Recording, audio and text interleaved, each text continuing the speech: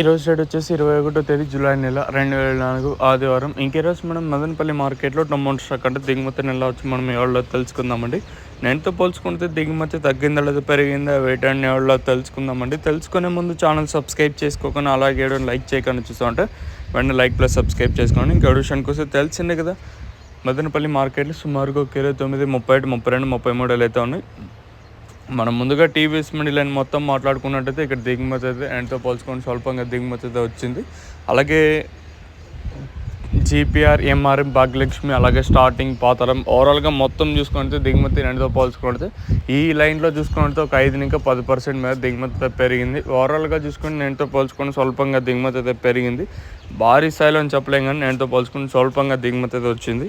మరి చూద్దాము ఈ ధరలు అనేది ఏ విధంగా వెళ్తాను. ఒక 5 నుంచి 10% కొంచెం అటు ఇటుగా దిగుమతులు అయితే వచ్చాయి. ఎందుకంటే 6 గంటల తర్వాత కూడా ఒక్కొక్కసారి అంటే దిగుమతులు వచ్చే అవకాశాలు ఉంటాయి కాబట్టి అందుకని కొంచెం 5% ఇంకా 10% మీద దిగుమతి కొంచెం అటు ఇటుగా వచ్చిందంటాను.